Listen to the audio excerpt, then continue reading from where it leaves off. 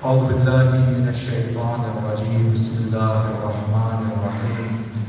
الحمد لله الذي كما هو أهله، والصلاة والسلام والتحية والإكرام على خير الأنام وعلى أهل بيته الطيبين الطاهرين المعصومين الذين أذهب الله عنهم الرجس وطهرهم تطهيرا.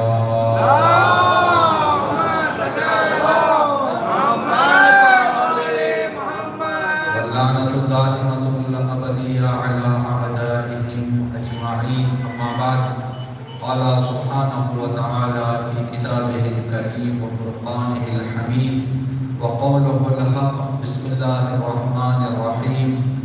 إنما يخشى الله من عباده العلماء.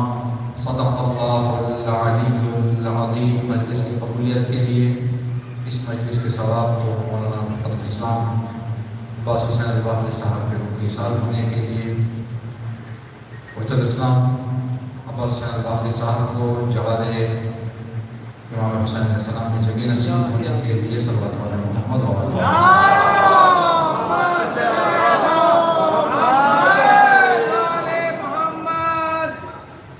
اس لمحے تک دنیا میں جتنے بھی علماء اس دار فانی سے کوچ کر چکے ہیں، تمام علماء کی مغفرت، درجات کی بلندی، جوار اہل بیت میں جگہ نصیب ہونے کے لیے جو علماء اور مراج اعظام زندہ ہیں، ان کی سلامتی، طول عمر بابرکت انہیں نصیب ہونے کے لیے، دنیا کے تمام مومنین اور مومنات کی جان و مال و عزت اور آبرو کی حفاظت کے لیے، اور یہ جو بلا اور وبا دوبارہ دنیا میں تھوڑا سا پھر چرچے سے ہونے لگے ہیں، اللہ رب العزت سے دعا ہے کہ بحق چہارہ معصومین دنیا کے تمام انسانوں کو، خصوصاً مسلمان اور وطن عزیز کے ہر گھر کو، ہر فرد کو اس بلا و مصیبت سے اللہ دور رکھے. صلوات علی محمد.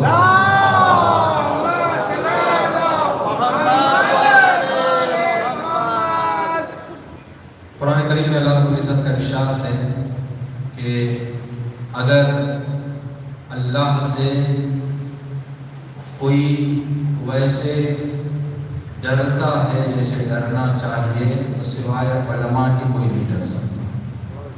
انما یخشی اللہ من عبادہ العلماء.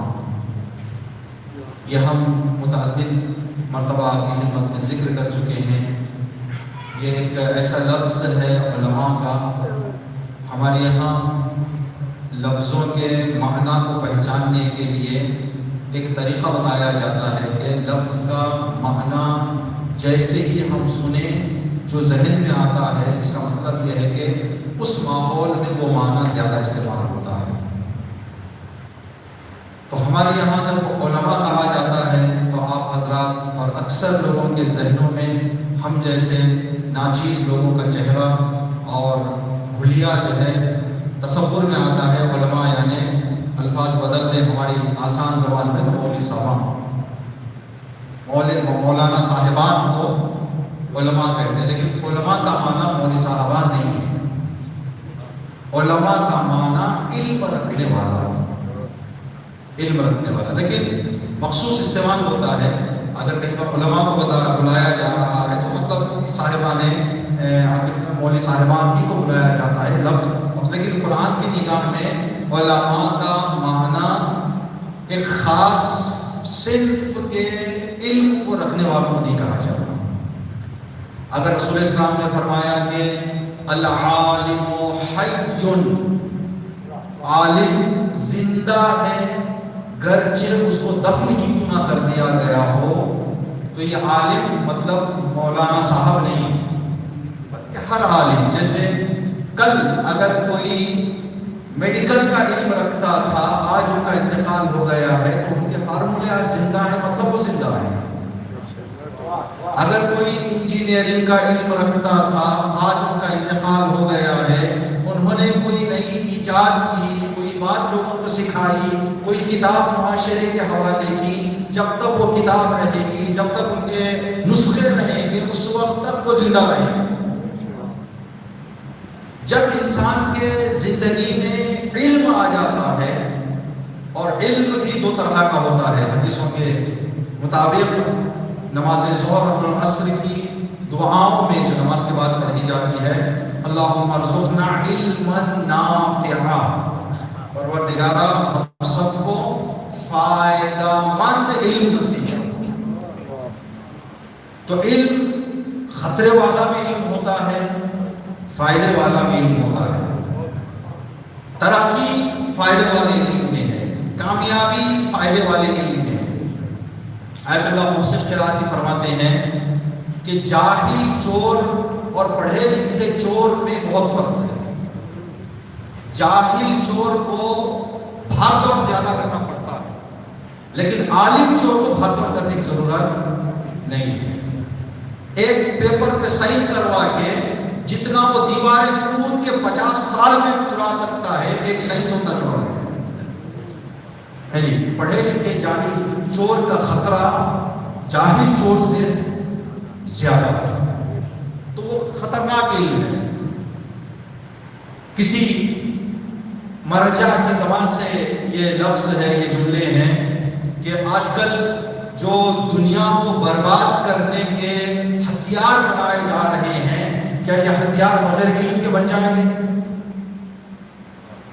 ان خطرناک جان لیوا ایک لمحے میں دنیا تباہ و برباد ہو جانے والے ہتھیار کو بنانے کے لیے بھی علم چاہیے۔ ابھی یہی جو بیماری دنیا میں موجود ہے، اس کو جس طرح سے آگے لے جایا جا رہا ہے، کیا جاہل لے جا رہے ہیں؟ اگر قدرتی طور پر چل رہا ہے تو یہ ہمارے ذہن کی خطا ہے جو ہم سوچ رہے ہیں کہ کوئی کر رہا ہے، لیکن اگر ہو رہا ہے، کیا جا رہا ہے، تو مطلب بغیر علم کے کیا ہو گئے؟ تو یہ علم فائدہ مند علم ہے یا نقصان والا علم؟ نقصان والا علم ہے۔ تو علم انسان کے پاس جو ہوتا ہے، اگر فائدہ مند علم انسان کی زندگی میں آ جائے تو پھر وہ خدا کی مخالفت، نافرمانی، معصیت، گناہ کبھی نہیں کرے گا۔ اللہ فرما رہا ہے جو سچا اور واقعی عالم ہو جائے وہ خدا سے ضرور ڈرے گا، مخالفت پروردگار سے ضرور ڈرے گا۔ اگر کوئی علم رکھتے ہوئے مخالفت خدا کر رہا ہے تو اس کا مطلب یہ ہے کہ اس کے پاس علم نافع نہیں آیا۔ علم نافع چاہیے، تو علم نافع جہاں آ جائے وہاں پر انسان کی زندگی میں ترقی ہوتی ہے، دوسروں کو فائدے ہوتے ہیں، دوسروں کو راحتیں ملتی ہیں، دوسروں کو سہولتیں ملتی ہیں۔ جب علم غیر نافع ہو جاتا ہے، علم مضر اور نقصان دینے والا ہو جاتا ہے، تو پھر وہاں پر اجتماعات برباد ہو جاتے ہیں، ملک لٹ جاتے ہیں، ساری چیزیں۔ آیت اللہ شہید مرتضیٰ مطہری جن کا انتقال ہو چکا ہے، شہید ہو چکے ہیں، اللہ تمام مراجع نظام علماء جو اس دنیا سے جا چکے ہیں ان کو غریق رحمت فرمائے، اور جو علماء زندہ ہیں قیام امام مہدی تک ان کا سایہ ملت پر، امت پر، دنیا پر قائم و دائم رکھے۔ صلوات پڑھ محمد و آل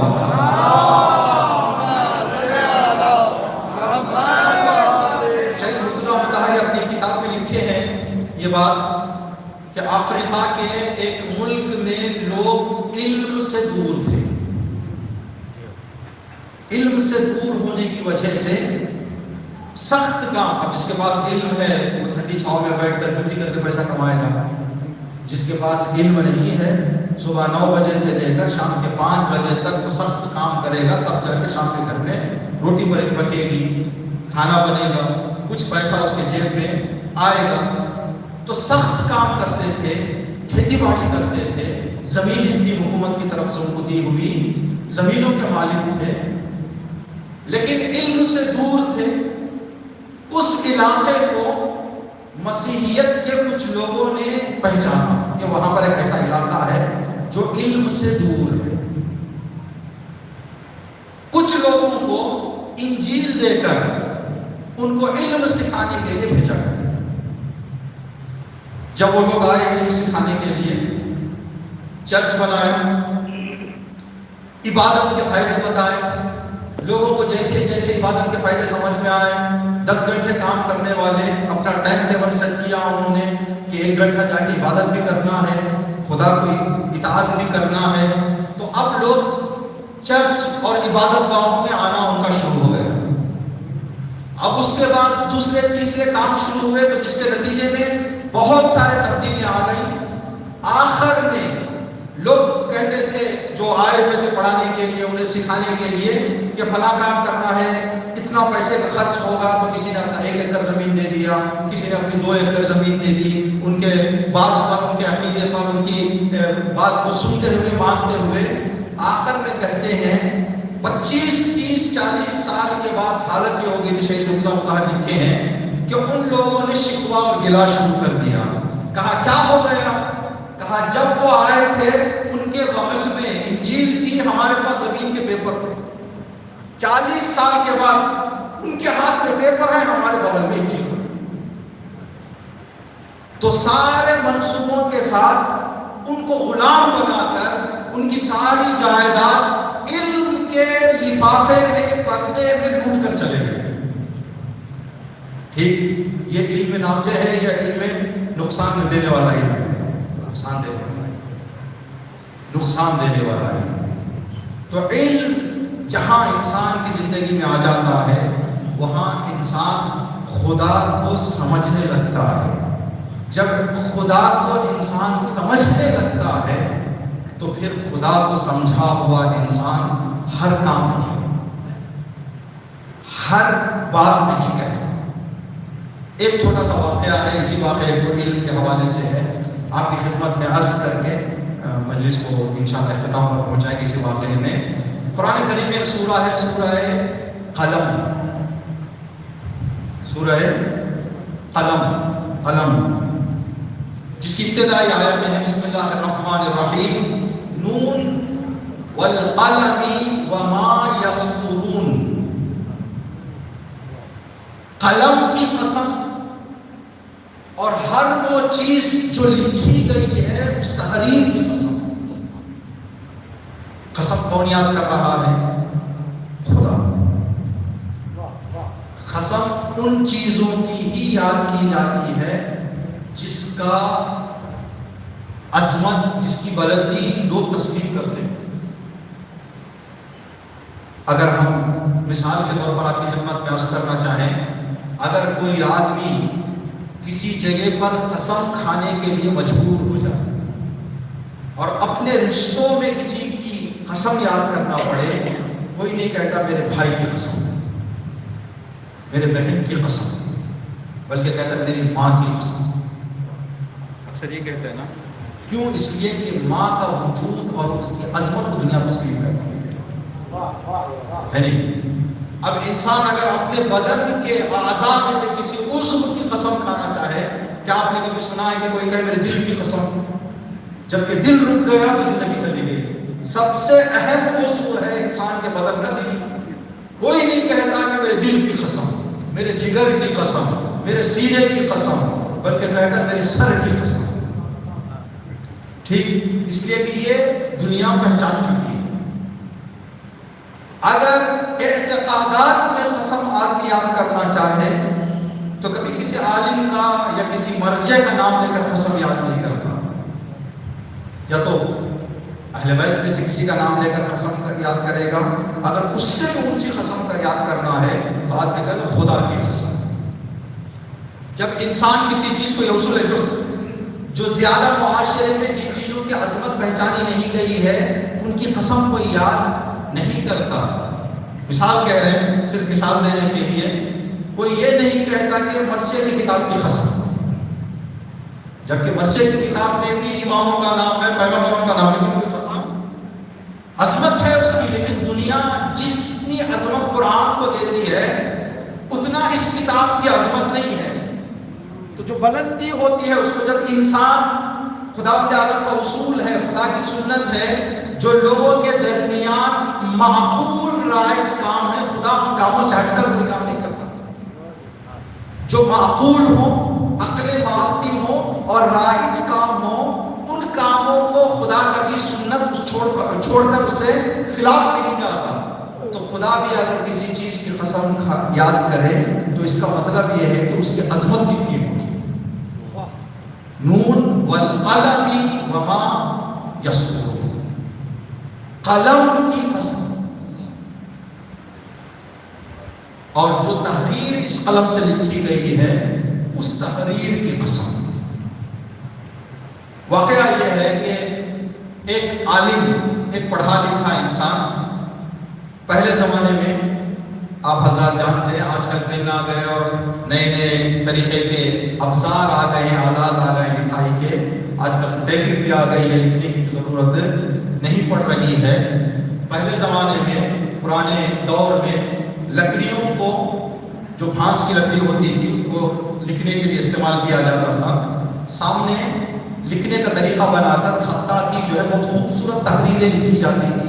لکھاوٹ کا وہ ایک ہنر تھا جو اس دور میں فن تھا، جو لوگ آج بھی ہیں اس دور میں. تو جو انسان قلم کو لکھا کرتا تھا، اکثر پین نہیں ہوا کرتے تھے، پینسل ہوا کرتے تھے. پین یہ تقریباً نئی ٹیکنالوجی ہے جو کچھ عرصہ پہلے، کچھ سال پہلے یہ وجود میں آئی. پینسل ہوا کرتے تھے یا وہ جو لکڑی کے ٹکڑے ہوا کرتے جس سے لکھا کرتا. تو پینسل سے ایک پڑھا لکھا انسان کچھ لکھ رہا تھا. ایک جوان نے سوال کیا کہ جناب آپ کیا لکھ رہے ہیں؟ آپ کیا تحریر فرما رہے ہیں؟ تو انہوں نے کہا کہ میری تحریر سے زیادہ اس قلم پر غور کرو. تحریر بعد میں، پہلے قلم پر غور کرو. اگر تم قلم کو سمجھ گئے تو تحریر کو بھی سمجھو. تم کوشش کرو اس وقت، اس مرحلے میں قلم کو سمجھنے کی. تو اس نے اوپر سے نیچے تک دیکھا، ایک 2-3 گرام کا لکڑی کا ٹکڑا، اوپر نیچے اٹھایا، گھمایا، سب کچھ کر کے کہا کہ جناب اس میں غور کرنے کی بات کیا ہے؟ اس پینسل میں کیا ہے جس کو میں دیکھ کر غور کروں اور اس کو سمجھ جاؤں تو پھر مجھے تحریر سمجھ میں آئے گی. تو انہوں نے کہا کہ بیٹا میں تمہیں بتاتا ہوں، یہ قلم بڑے بڑے کام کرتا ہے. بغیر قلم کے نہ تمہاری چیک پاس ہونے والی ہے، نہ تمہارا گھر ادھر سے ادھر ہونے والا ہے، نہ تمہاری جائیداد جو خریدی گئی ہے ادھر سے ادھر آنے والی ہے. یہ قلم بڑے بڑے کام کرتا ہے، لیکن اس قلم کو چلنے کے لیے ایک ہاتھ کی ضرورت ہے. جب تک ہاتھ میں یہ قلم آئے گا نہیں، اس وقت تک یہ قلم چلے گا نہیں، جبکہ یہ بڑے بڑے کام کرنے کی طاقت رکھتا ہے. بیٹا تم بھی قلم بن جاؤ. یہ خیال کرو کہ تمہارے اندر بڑے بڑے کام کرنے کی طاقت ہے. یہ دیکھو کہ تم کس کے ہاتھ میں جا رہے ہو. اگر خدا کے ہاتھ میں جا رہے ہو تو بڑے بڑے نیک کام کرو گے. اگر شیطان کے ہاتھ میں جا رہے ہو بڑے بڑے غلط کام کرو گے. اگر یہی قلم ایک ظالم کے ہاتھ میں آ گیا تو کسی کے قتل کا حکم صادر کرے گا لکھ کر. اگر کسی عادل کے ہاتھ میں آ گیا کسی مظلوم کو نجات دے دے گا، مظلوم کو بچا لے گا. تو بیٹا تم بھی اس قلم سے یہ بات کا درس، سبق، عبرت لے لو کہ قلم تم ہو، تم قلم کی طرح ہو. یہ دیکھو کہ کس کے ہاتھ کے نیچے تم چل رہے ہو، کس کے ہاتھ میں آ گئے ہو. دوسرا بیٹا اس قلم کو تم جو دیکھ رہے ہو ہر چند دن میں ایک مرتبہ اس کو تراشنا پڑتا ہے، چھیلنا پڑتا ہے تاکہ لکھا جائے. بغیر تراشے کے پھر اس کے اندر لکھنے اور کام کرنے کی صلاحیت پیدا ہونے والی نہیں ہے. بیٹا تمہاری زندگی میں بھی جو مشکلات آتی ہیں وہ تراشا جا رہا ہے، تمہیں نکھارا جا رہا ہے تاکہ اور زیادہ آگے حکمت سے، صبر سے، حوصلے سے تم کام کرتے جاؤ. لیکن قلم خدا نے کسی طرح سے اس کی قسم نہیں کھائی. نون والقلم. بیٹا اسی قلم پر اگر تم اور غور کرو، اس قلم کے اندر جو نب ہے لکھنے والی، काम उसका है, ऊपर का चाहे कंपनी, कागज, कलर, इसका कोई फायदा मिलने वाला नहीं। जो है वो अंदर की जो चीज है वो काम करेगी, ऊपर सिर्फ दिखावा है। बेटा तुम भी जान लो, तुम्हारे कपड़े, तुम्हारा चलना, तुम्हारा फिरना, तुम्हारा उठना, ये सब दिखावा है, तुम्हारा दिल जरूरी है जो अंदर है, जो अंदर है।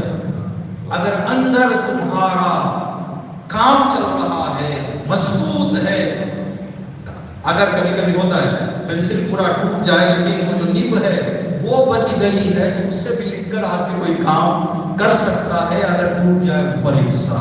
लेकिन ऊपर खूबसूरत हो, अंदर होता है। हमने देखा है बच्चों की पेंसिल जो लाते हैं, 5 रुपए का पेंसिल लेकर गए, घर 10 रुपए का पेंसिल लेकर गए, बच्चा लिखते लिखते थक जाता है, ना उस पर रंग देता है, ना लिखाई कोई उसमें सही से होती है। तो ऊपर की खूबसूरती से धोखा नहीं खाया जाता।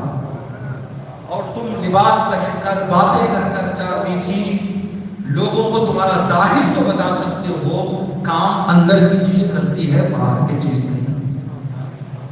बेटा इसी कलम पर तुम अगर और गौर करो, जब ये कलम कोई चीज गलत लिख देता है तो मिटाने की इजाजत देता है। जब मिटा दिया जाता है तो सही चीज को भी फिर उस जगह पर, जो गलत लिख दिया था जिस जगह पर, उसी जगह पर सही बात को भी लिख देता है। बेटा अगर तुम्हारी जिंदगी में कभी कोई गलती हो जाए, कोई बड़ा, कोई वतन का, तुम्हारे मुआशरे का, तुम्हारे खानदान का, तुम्हारा चाहने वाला आकर तुम्हें तुम्हारी गलती बताए तो गुस्सा ना, बल्कि उस गलती का इजाला, उस गलती को दूर करने की फिक्र में रहो। जिस तरह से पेंसिल, कलम मिटाने की इजाजत देता है, तुम भी तुम्हारी गलतियों को बताने की इजाजत दो। ठीक, लेकिन गलतियों को जब बताने की बात होती है तो यहाँ पर भी ये बात का ख्याल रखना पड़ता है। अगर कागज हमारे जेब में है, पूरे गली को बताते हुए जाएं कि इस कागज में गलत लिख दिया गया है, कागज में गलत लिख दिया गया है, बात सब तक तो फैल जाएगी, गलती मिटने वाली नहीं है। अगर किसी की गलती को हम बताना चाहते हैं, ऐसे जगह पर जाकर बताएं कि गलती पता चल जाए, उसकी इज्जत बर्बाद ना हो। लेकिन अक्सर लोग क्या करते हैं, पता नहीं अपना बड़पन बताने के लिए या अपनी खूबी बताने के लिए, 4 लोग जहां खड़े हुए देखते हैं वहां आकर कहते हैं कि आपको ये काम करना चाहिए था। भाई आप उस बंदे की गलती बता रहे हो, उसकी इस्लाह एक तरफ से हो रही है, उसकी जिल्लत एक तरफ से हो रही है। तो गलती अगर बताई जा रही है तो इज्जत को बाकी रखते हुए, इज्जतों की हिफाजत करते हुए कहा, बेटा अगर इस कलम पर तुम और करो, ये कलम जिसके हाथ में आ जाए, चाहे अच्छी बात लिख कर जाए, बात वो चला जाता है, बात ठहर जाएगी। अगर बुरी बात भी लिख देता है तो वो चला जाता है, बात रुक जाएगी। कलम से लिखा हुआ मिटने वाला नहीं है एक लंबे अरसे तक। ये देखो कि तुम जिंदगी की इस मुख्तसर से मुद्दत में क्या छोड़ कर जा रहे हो। ऐसी चीज छोड़ कर जाओ जिस चीज को आइंदा नस्ल देखे तो तुम्हारे लिए सूरह फातिहा पढ़े। जिस मसले के लिए वाक़या हमने बताया, इस वाक़े के मुतालिक को और मौलाना अब्बास हुसैन अल-बाकरी साहब जो बुजुर्ग हमारे यहाँ बैठे हुए हैं, हमने सिर्फ उनके आखिरी ज़िंदगी के अय्याम को, ना उनका कोई मुफस्सल बयान हमने सुना, अगर सुना भी तो शायद तमसीली की वजह से कोई चीज़ याद नहीं है, चेहरा उनका आंखों पर है, उनका चलना फिरना मुख्तसर याद है। जो बुजुर्ग हैं वो जानते हैं कि उन मुश्किलात और सख्तियों में जो जिद्दोजहद उन्होंने की, अगर खूबियाँ अलीपुर में आज बहुत सारी बाकी हैं तो उनके लिखे हुए खूबसूरत कलम का नतीजा, खूबसूरत कलम, जो बहादतें, जो माहौल, जो खिदमात उन्होंने अंजाम दिए हैं, वो इस बात का है कि आदमी जब लिख कर चला जाता है तो ये बात हम आपकी खिदमत में अर्ज़ करें, मिसाल आपके खिदमत में बयान करें कि आदमी का ज़िंदगी, आदमी की जो ज़िंदगी है زندگی میں ہم کچھ بھی جو بھی ہم کرتے ہیں، چاہے اچھا کریں باقی رہ جائے گا، چاہے برا کریں باقی رہ جائے گا۔ اچھے کا نام تعریف میں یاد کیا جائے گا، برے کا نام ذلت، توہین، مذمت، لعنت میں یاد کیا جائے گا۔ نہ دنیا فرعون کا نام بھلانے والی ہے، نہ موسیٰ کا نام بھلانے والی ہے۔ موسیٰ کو ہمیشہ علیہ السلام کہا جائے گا، فرعون کو لعنت اللہ علیہ کہا جائے گا۔ باقی رہ جائیں گے ہم اگر اپنے کپڑے پر کوئی اسٹار، بچے جب اسکول سے آتے ہیں، اگر بچوں کو کسی اچھے کام کی وجہ سے یا کسی انسان کو اچھے کام کی وجہ سے یہاں پر اسٹار ڈال دیا جاتا ہے تو وہ کوشش کرتا ہے کہ میں ایسے راستے سے جاؤں جہاں پر لوگوں کی نگاہ میرے اسٹار پر پڑے اور لوگ کہیں کہ ماشاءاللہ اس نے کوئی اچھا کام کیا ہوا ہے جس کی وجہ سے اس کو اسٹار ملا ہوا ہے۔ اسی انسان کے کپڑوں پر اگر ایک دھبا پڑ جاتا ہے، کوشش یہ کرتا ہے ایسی گلی سے نکل جائے جہاں لوگ نہ نظر آئے۔ لوگ کیوں؟ انسان دھبوں کو چھپانے کی کوشش کرتا ہے۔ ہمارے برے کام ہماری شخصیت پر دھبے ہوتے ہیں، اچھے کام ہماری شخصیت کے اسٹار ہوتے ہیں۔ اسٹار ہمیشہ بتائے جاتے ہیں۔ دھبوں کو انسان جتنا بھی چھپانا چاہے، کہیں نہ کہیں کسی نہ کسی کی نگاہ میں آ جاتے ہیں۔ آج جس دور میں ہم زندگی کر رہے ہیں، اس دور میں الحمدللہ جہاں دنیاوی تعلیم کی ترقی ہوئی ہے، وہیں پر دینی تعلیم کی بھی ترقی ہوئی ہے۔ جہاں دنیاوی تعلیم میں پہلے تعداد کم، آج تعداد بڑھتی جا رہی ہے، دینی تعلیم میں بھی الحمدللہ یہ سلسلہ رونق پکڑا ہوا ہے۔ لیکن جس چیز کی ضرورت ہے، ہم سوچ رہے تھے ممکن یہ ہماری فکر ہے، اگر غلط وہ بھی غلط بھی ہو سکتی ہے، آپ حضرات کا نظریہ پتہ نہیں کیا ہے۔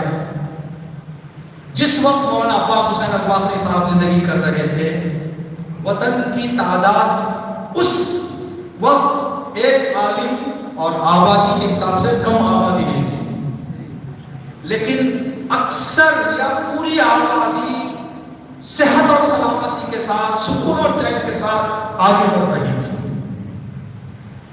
ٹھیک آج ایک عالم کی جگہ، ایک پڑھے لکھے کی جگہ، چاہے دنیا کی تعلیم میں ہو چاہے دینی تعلیم میں ہو، تعداد بڑھ گئی ہے، لیکن شاید مشکلات اس دور سے دگنی تگنی ہو گئی ہے۔ البتہ اس زمانے کے تبدیلیوں کے حساب سے ایک نیچرل چیز ہے، یہ مشکلات بڑھتے جاتے ہیں۔ جیسے کہ آج سے 200 سال پہلے مجتہدین سے جو سوالات پوچھے جاتے تھے، آج کے مجتہدین سے کچھ الگ طریقے کے سوالات پوچھے جاتے ہیں۔ 200 سال پہلے کے مجتہد سے کسی نے جا کے یہ سوال نہیں کیا کہ جناب بتائیں واٹس ایپ استعمال کر سکتے ہیں یا نہیں کر سکتے، لیکن آج کے مراجع نظام سے آپ جائیں، جو کوشچن آنسر کا ان کا سیکشن ہوتا ہے، استفتاحات جو ہوتے ہیں، چاہے آیت اللہ سیستانی ہو، چاہے آیت اللہ خامنی ہو، چاہے آیت اللہ مکرم شیرازی ہو، دوسرے مراجع نظام، ان کے ویب سائٹ میں آپ جائیں تو ایک وہاں پر آپشن ہوتا ہے سوال و جواب۔ اگر اس پر آپ کلک کریں تو ایسے ایسے سوال آئیں گے جو آج کے سوالات ہیں۔ جیسے جیسے زمانہ بڑھتا جاتا ہے ویسے ویسے، لیکن ایک بات کا آپ کی خدمت درج کریں گے، شاید نکتہ ہم سوچ سکتے، غور کر سکتے ہیں۔ اس وقت ایک کہتا تھا، اکثر مانتے تھے تو ترقی کی طرف آگے جاتے تھے۔ آج شاید ماننے کی صلاحیت اور وہ جو ہماری خوبی تھی وہ ضعیف یا سست یا کمزور ہو رہی ہے۔ آج بتایا جاتا ہے لیکن زیادہ اس پر توجہ نہیں کی جاتی۔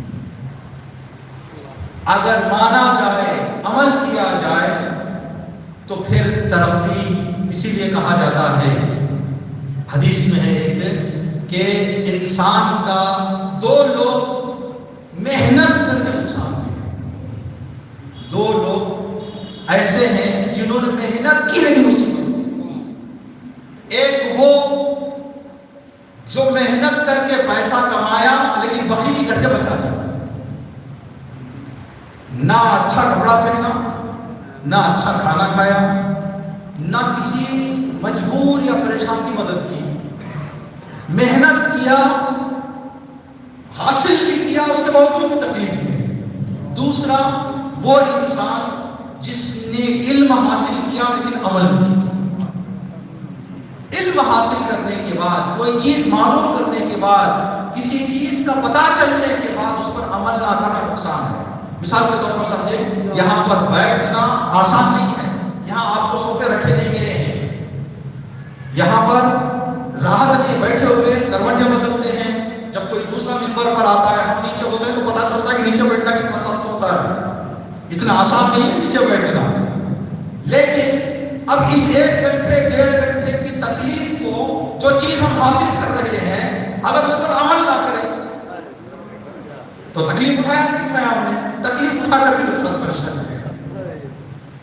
تو 2 لوگ ایسے ہیں۔ تو اگر ہم چاہتے ہیں کہ ان پریشانیوں سے بچیں تو جو چیز ہم حاصل کر رہے ہیں، سیکھ رہے ہیں، حتی الامکان اس پر عمل کرنے کی ہمیں کوشش کرنی چاہیے۔ اگر عمل کیا جائے تو ایک معمولی استاد بھی کارگر ثابت ہوگا، اگر عمل نہ کیا جائے انبیاء کی محنتیں بھی رائع ہو جائیں۔ حضرت نوح 950 سال سمجھاتے رہے، آخر میں 10 لوگوں نے حضرت نوح کی بات مانی۔ جب بات نہ مانی جائے تو نوح پیغمبر کی 950 سال کی زندگی بھی محنت میں کیا چلی جاتی ہے، لوگ رائے گاہ کر دیتے ہیں۔ اگر مانا جائے تو ایک آدمی، ایک شاگرد، چھٹے امام جب اپنے اصحاب کو تربیت کر کے علم سکھا کے بھیجتے تھے، ہر ایک شاگرد کے درس میں 4,000 5,000 لوگ بیٹھا کرتے تھے۔ اگر مانا جائے تو یہ نتیجہ ہوتا ہے، یہ حاصل ہوتا ہے۔ اگر مانا جائے، یہ بات میں نے اس سے پہلے بھی عرض کی تھی، لوگ جو سنتے گئے انبیاء اماموں سے اگر مانتے جاتے، نوح کی کشتی میں بیٹھنے والوں کی تعداد زیادہ ہوتی، غرق ہونے والوں کی تعداد کم ہوتی۔ نہ ماننے کا نتیجہ یہ ہوا کشتی میں چند، ڈوبنے والے زیادہ۔ اگر لوگ مان جاتے انبیاء کی باتوں کو، موسیٰ کے ساتھ راستہ پار کرنے والوں کی تعداد زیادہ ہوتی، فرعون کے ساتھ ڈوبنے والوں کی تعداد کم ہوتی۔ لیکن ہوا الٹا، فرعون کے ساتھ ڈوبے زیادہ، موسیٰ کے ساتھ نجات پائے کچھ۔ اگر اماموں کی بات لوگ مان کر عمل کر گئے ہوتے، کربلا میں حسین کے ساتھ لاکھوں کے ہوتے، یزید کے ساتھ دسوں ہوتے۔ لیکن ہوا الٹا، حسین کے ساتھ 72، یزید کے ساتھ 30۔